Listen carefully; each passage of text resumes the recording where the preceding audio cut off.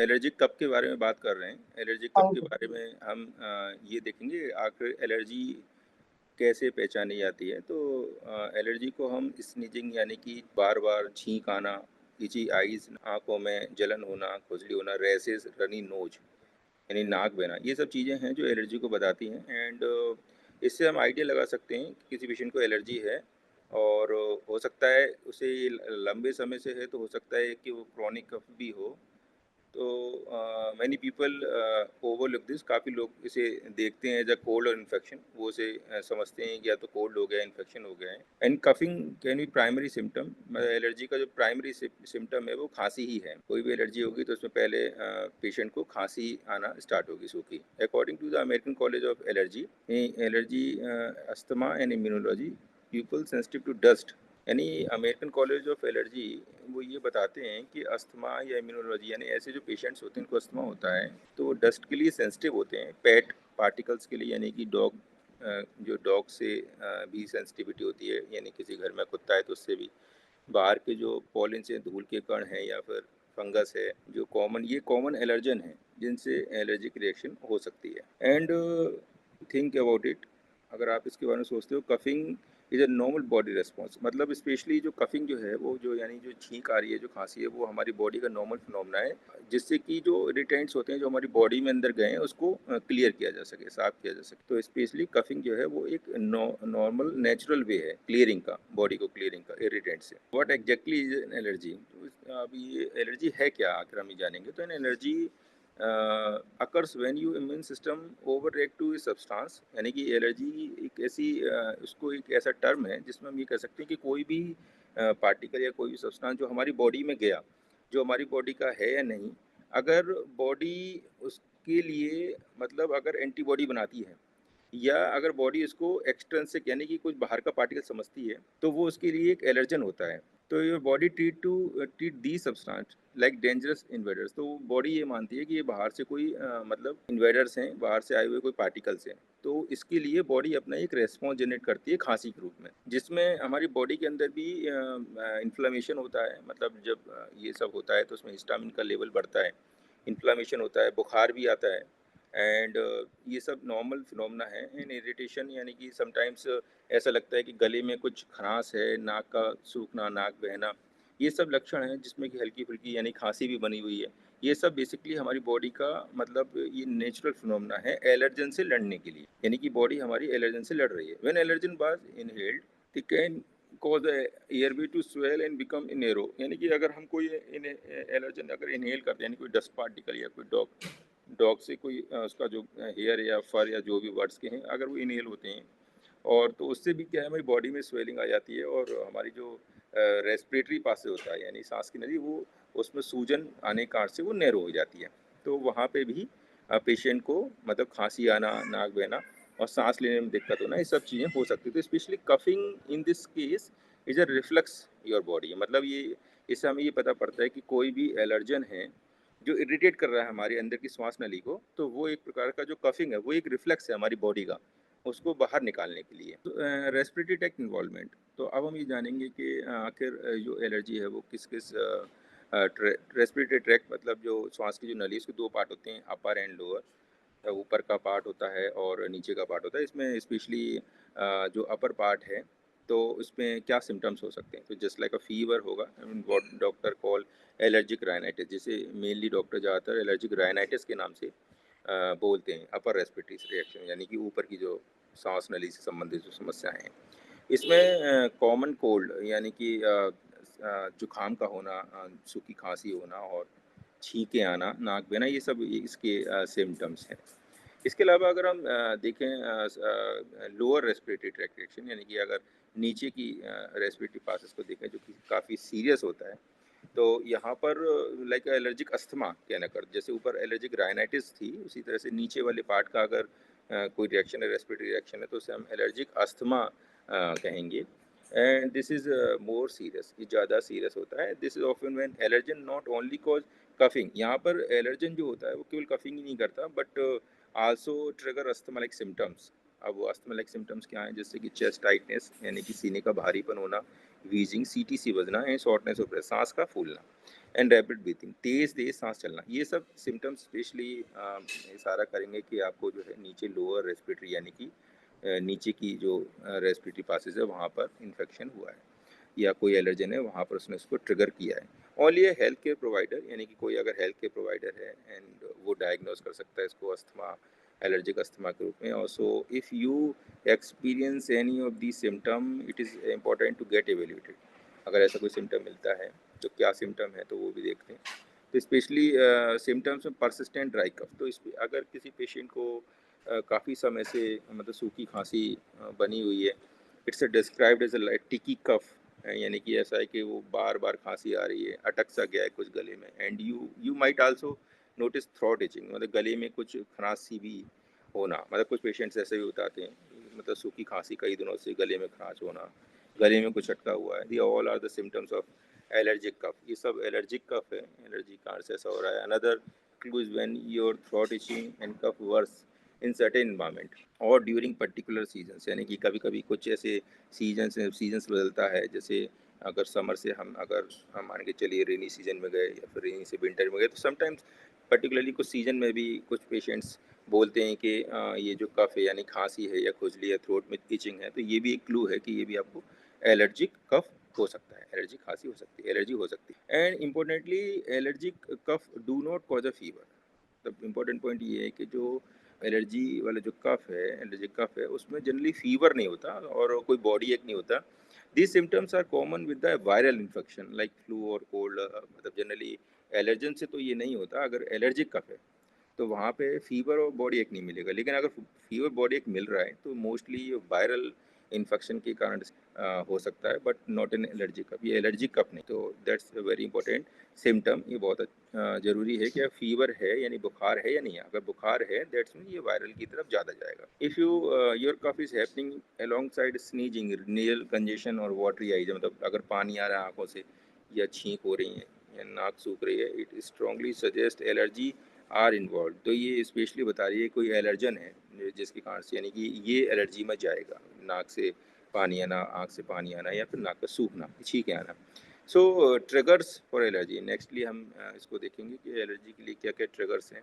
So there are several triggers for an allergy cough in different people and like pet denders. Pet denders is a very common allergen and it is made of tiny, even मतलब बहुत छोटे microscopic flakes of the skin, मतलब skin यानी ये त्वचा के कुछ छोटे छोटे से बाल या टुकड़े या स्किन का कुछ पार्टिकल सेड ऑफ हो जाना एनिमल से, और वो एयर के थ्रू इनहेल कर लेना। लाइक डॉग भी हो सकता है, कैट भी हो सकता है, तो स्मॉलर पेट्स भी हो सकते हैं, मतलब लाइक चूहे हो सकते हैं, पक्षी हो सकते हैं, कोई इनके फर्स का यानी इनके जो पंख होते हैं वो सब, इन इन सब का मतलब इनहेल होना, ये भी एक प्रकार से पेट डेंटर्स, यानी ये सब पेट से रिलेटेड एलर्जन है।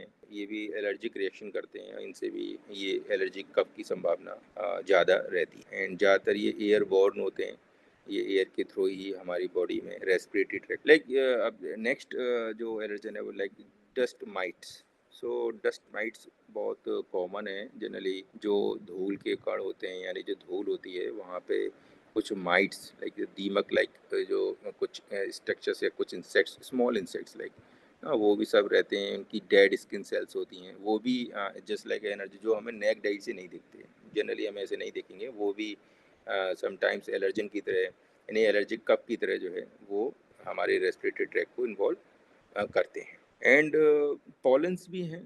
Pollens is a classical seasonal allergen, मतलब स्पेशली जब सीजन बदलता है, जैसे बसंत ऋतु का आना, मतलब जैसे गर्मी से बरसात की तरफ जाते हैं तो वहाँ पर बहुत से मतलब प्लांट्स होते हैं, घासें होती हैं, बीड्स होते हैं जो कि पोलन ग्रेन्स को रिलीज़ करते हैं। ये जो पोलन ग्रेन्स होते हैं ये एयर में होते हैं, तो ये स्पेशली ये जो पोलन ग्रेन्स होते हैं ये हमारे मतलब एयर के थ्रू ये हमारी बॉडी में यानी कि जब हम सांस लें तो ये अंदर पहुंच सकते हैं, ये भी एलर्जिक रिएक्शन कर सकते हैं। तो ये भी एक प्रकार के एलर्जन में ही आएंगे, ये काफ़ी इंपॉर्टेंट हैं। और मोस्ट कॉमन जो कॉज है सीजनल एलर्जी का वो ज़्यादातर पोलन पोलन ग्रेन, जिसमें खांसी जो है काफ़ी समय तक बनी रहती है ऐसी ऐसी सीजन में जहाँ पर पोलन ग्रेन्स जो हैं उनका रिलीज़ ज़्यादा हो रहा है। इसके अलावा अगर हम देखेंगे मोल्ड है एंड मोल्ड जो होते हैं, मोल्ड एक फंगस हैं specially that grow in the damp and humid place, जो कि बहुत ही नमी वाले स्थानों पर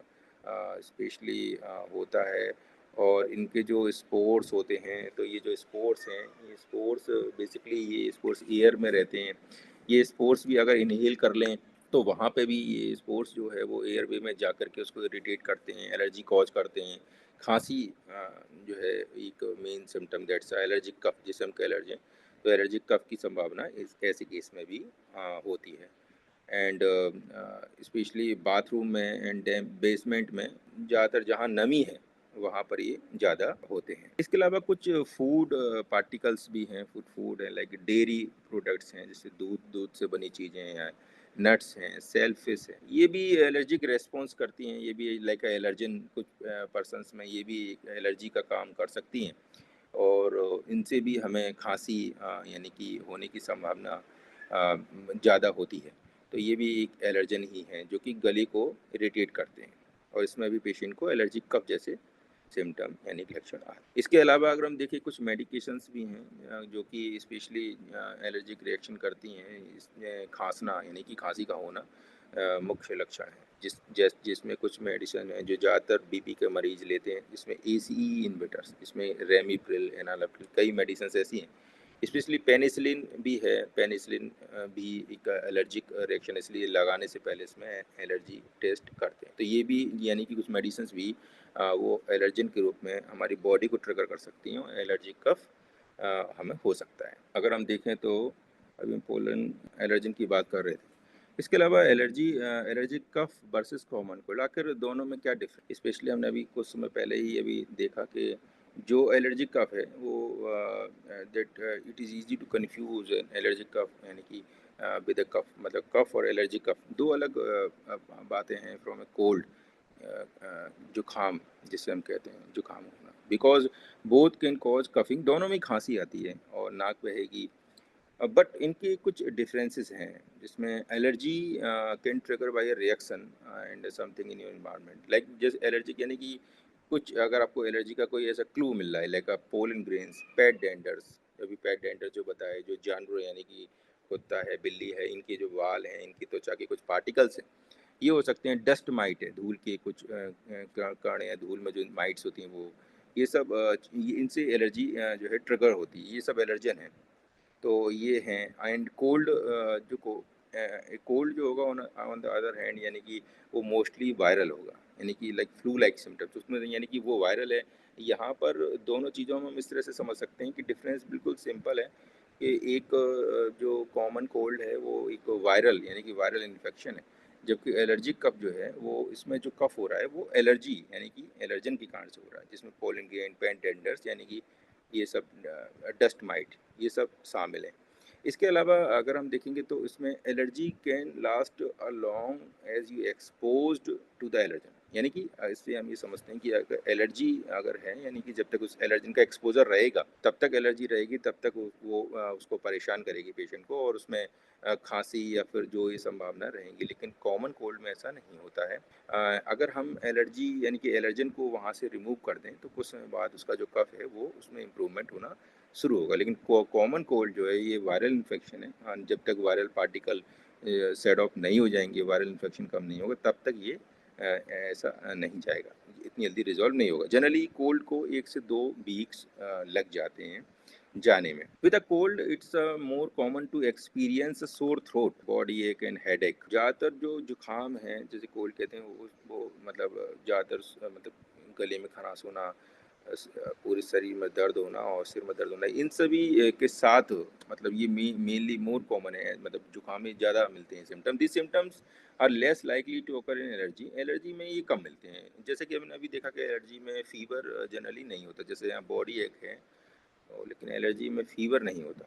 you might also feel chest discomfort with an cold, मतलब अगर कोल्ड के साथ में चेस्ट डिस्कम्फर्ट को भी फील कर सकते हैं, but that unusual with allergy unless you also, अगर एलर्जी के केस में हमें चेस्ट डिस्कम्फर्ट यानी चेस्ट का भारी होना नहीं मिलेगा जब तक कि आपको अस्थमा की हिस्ट्री नहीं है। अगर अस्थमा की हिस्ट्री है या तो उसमें ये च डिस्कम्फर्ट मिल सकता है अनटिल अनलेस अगर आपको अस्थमा नहीं है तो ये चीज़ नहीं मिलेगी। So sore throat, body ache and headache are more typical of cold, मतलब ये कोल्ड की निशानी है। और इसमें अगर हम देखेंगे वाइल इची आइज, वाटरी आइज, अगर से पानी आना है, स्किन में मतलब खुजली होना, ये सब निशानी एलर्जी की है। तो दोनों ही चीज़ें डिफरेंट हैं। When to see a doctor, हमें डॉक्टर को कब दिखाना चाहिए, तो ये भी इम्पोर्टेंट टॉपिक है, पॉइंट है।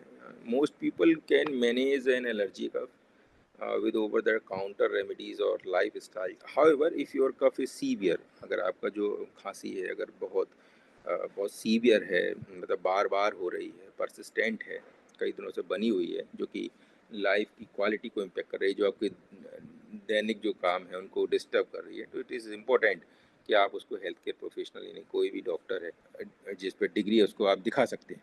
In rare cases, an allergy cough may be a sign of severe allergic reaction known as anaphylaxis. अगर रेयर केस में ऐसा होता है कि एलर्जिक जो कफ होता है वो उसमें, यानी कि कुछ एलर्जन ऐसे होते हैं जिसमें सीवियर एलर्जिक रिएक्शन, जिसको हम एनाफाइलेक्सिस भी कहते हैं। और अगर आप ऐसे कोई सिम्टम्स से ग्रसित हैं जिसमें सांस का फूलना और सूजन आना चेहरे पे, गले में, और इसके अलावा तेज़ तेज़ दिल की धड़कन का होना, ये सब चीज़ें बताती हैं कि आपको इमीडिएटली एक डॉक्टर से कंसल्ट करना चाहिए। इसके अलावा मतलब डायग्नोसिस, हम आखिर इसको कैसे पहचानेंगे, एलर्जी कफ जो है उसको कैसे हम डायग्नोस करेंगे। तो the best person to see certified allergist, यानी कोई भी सर्टिफाइड एलर्जिस्ट है उसको हम दिखा सकते हैं। और उसमें where you see a doctor, अगर आप डॉक्टर को दिखाते हो, it will start by reviewing your symptom. तो आपका जो सिम्टम्स है, लक्षण है, क्या हुआ, कैसे हुआ, उसको पूरा स्टार्ट से लेके एंड तक पहले वो उसको देखेगा, सिम्टम्स को एक्सपीरियंस करेगा, उसको देखेगा, पहचानेगा कि आखिर ये सिम्टम्स किस चीज़ के हैं। The health care provider will also take a detailed medical history, आपकी इवन जो ट्रीटमेंट चल रहा है उससे तो रिलेटेड नहीं है एलर्जी, तो वो भी उसको, वो भी उसे, वो वही डॉक्टर यानी जो स्पेशलिस्ट है वो पूछ पाएगा। यानी इसके अलावा that conduct allergy testing in pin point exactly, और जो भी वहाँ पर ज़रूरत की टेस्ट हैं एलर्जी में, उनको वो करने के लिए आपको कहेगा, जैसे कि skin testing and blood testing, spirometry, ये कुछ इंपॉर्टेंट टेस्ट हैं जिनमें एलर्जी के बारे में, यानी कि एलर्जन के बारे में पता करते हैं। जो स्किन टेस्टिंग है वो जनरली इसे 15 से 20 मिनट लगते हैं। अगर आप किसी भी एलर्जन से अगर एलर्जिक हो, you will develop a small itchy bump, तो आपको क्या है, स्किन पे छोटे छोटे रेड कलर के पैचेस भी हो सकते हैं। तो वहाँ पर 15 से 20 मिनट में ये स्किन टेस्टिंग होता है, इसमें भी एलर्जन की टाइप जो है वो पता पड़ती है।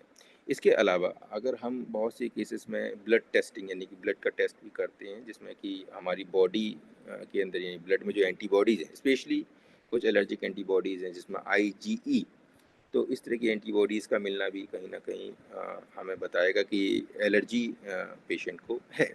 यानी ये जो खाँसी है या जो कफ है वो एलर्जी के कारण से है, एलर्जन का। एंड अनदर टेस्ट आपका जो है वो स्पायरोमेट्री है। स्पायरोमेट्री बेसिकली कुछ नहीं, ये हमारे जो रेस्पिरेटरी ट्रैक्ट, यानी जो रेस्पिरेटरी पासेस है उसको देखने के लिए ही है कि आखिर हम कितना मतलब एयर मतलब ले रहे हैं, कितना बाहर निकाल रहे हैं, हमारे लंग्स कितने हेल्दी हैं। तो यहाँ से हमारी जो लंग की कैपेसिटी है उसको कोई पता किया जाता है। ये भी पता किया जा सकता है कि इसमें अस्थमा है या नहीं। बाद बाकी जो उसके सिम्टम्स हैं या मेडिकल हिस्ट्री है, उन सब से कंबाइन करके, और ये जो टेस्ट हैं, ब्लड टेस्ट, पायरोमेट्री, और इसके अलावा स्किन टेस्टिंग, इन सब से हम जो है उसके बारे में पता कर सकते हैं कि आखिर उसे किस तरह का एलर्जिक सिम्टम है। इसके अलावा फिर हम ट्रीटमेंट देखेंगे तो बहुत सिंपल है कि इसमें फिर जो इससे रिलेटेड मेडिकेशंस है वो हमें चलानी है, जो कि उसके लिए ज़रूरी है। एंड फर्स्ट ऑफ ऑल इसमें ज़रूरी है कि जो भी ट्रिगरिंग एजेंट्स हैं उनको दूर किया जाए, यानी कि एलर्जन से दूर रहा जाए। और इसके अलावा कुछ मेडिसिन्स हैं जिसमें एंटी हिस्टामिनिक्स हैं, जो कि जिसमें लाइक लोरेटिडिन एंड सिट्रिजिन, ये काफ़ी अच्छी जो रिड्यूस करती हैं बॉडी के एलर्जिक रेस्पॉन्स को कम करती हैं।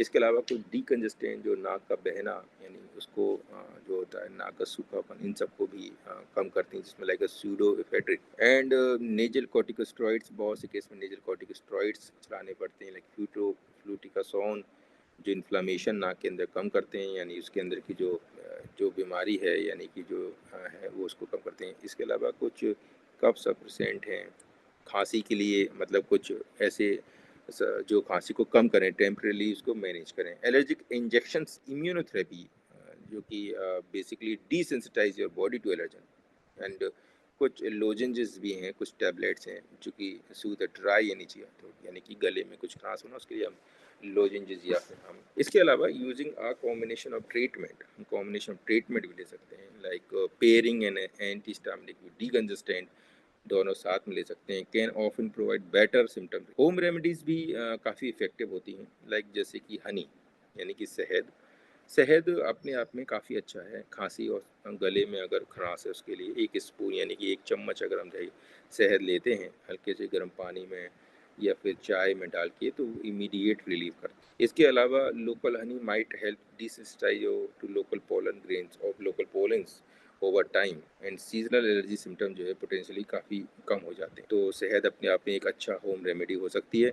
और इसके अलावा यूजिंग ए ह्यूमिडिफायर और taking a hot shower create steam that you can inhale, यानी कि स्टीम जो भाप है, यानी आप स्टीम जो है शावर, हॉट शावर ले सकते हैं, जिसमें कि स्टीम जो होती है वो भी क्या करती है, adds moisture to the air and your airways which can help soothe the cough, यानी कि आपको जो खांसी है या जो कंजेशन है उसमें जो भाप है वो फ़ायदा करेगी। तो आप गर्म पानी की भाप भी ले सकते हैं। इसके अलावा वार्म बेवरेजेस हैं कुछ खाने के लिए, जैसे कुछ पीने के लिए, इसमें आपका जो टी है यानी चाय ले सकते हैं, ये भी सूथ योर थ्रोट, गले को शांत करेगी, and may be help to thin mucus, और म्यूकस को भी थिन करने में हेल्प करे। इसके अलावा अगर हम देखें, सिंपल सॉल्ट वाटर गार्गल ले सकते हैं इसके लिए। सॉल्ट वाटर गार्गल है, एंड आप उससे गरारे कर सकते हैं गर्म कुनकुने पानी से, जिसमें कि थोड़ा सा नमक मिला के। ये भी इन्फ्लामेशन जो होता है यानी गले की सूजन जो है उसको कम करने में और म्यूकस को बाहर निकालने में हेल्प करता है। एंड नाउ अब हम इसके बारे में प्रिवेंशन के बारे में देखेंगे कि आखिर इसको कैसे प्रिवेंट किया जा सकता है, एलर्जी कब जो सिम्टम्स को कैसे रिड्यूस किया जा सकता है। तो इसके लिए हमारे पास में कई मेथड्स हैं। Keep your Windows closed during high pollen season, अगर जैसे पोलन सीजन चल रहा है तो जो विंडोज़ हैं उनको क्लोज रखना है। एंड इसके अलावा इसमें एयर प्योरीफायर का भी यूज कर सकते हैं। Bath pets frequently to minimize danders, and use HEPA filters in your home, यानी कि हिपा फिल्टर्स होते हैं जो कि हीटिंग एंड कूलिंग जो सिस्टम्स होते हैं, तो उसमें हम हीपा फिल्टर यूज कर सकते हैं, एलर्जन को नहीं आने देते हैं। अवॉइड स्मोकिंग, यानी कि धूम्रपान नहीं करना है। And simple lifestyle changes जो like showering and changing cloth, यानी कपड़े को बदलना और सावरिंग, ये सब भी हम कुछ की टेक ऑफ मैसेज क्या है। एंड नाउ ये लास्ट स्लाइड, तो टेक ऑफ मैसेज है, managing allergy cough and its associated symptoms effectively requires comprehensive, and this include understanding the cause, पहले उसके बारे में पता होना, and recognize the symptom, उसके लक्षणों का पता होना, and using appropriate treatment, और उसके लिए जो बेस्ट ट्रीटमेंट है और उसकी जो प्रिवेंशन की जो मैंने अभी स्ट्रेटेजी बताई उन सब के बारे में पता होना, ये सब चीज़ें ऐसी हैं जिसमें हम काफ़ी हद तक एलर्जी कफ को कंट्रोल कर सकते हैं। And remember, allergy cough can often be treated with over the counter antihistaminic, decongestant, nasal corticosteroids and home remedies like nasal irrigation, यानी कि हम एलर्जी कफ को इसके अलावा एंटीहिस्टामिनिक्स ले सकते हैं, डिकंजेस्टेंट ले सकते हैं जो नाक की जो सूजन को कम करेंगे, नेजल कॉर्टिकोस्टेरॉइड्स ले सकते हैं। होम रेमेडीज जैसे कि अभी बताया, गर्म पानी, गरारे और शहद भी ले सकते हैं, नाइक जो कि, और स्टीम इनहेलेशन जो कि आपके थ्रोट को सूद करेंगे।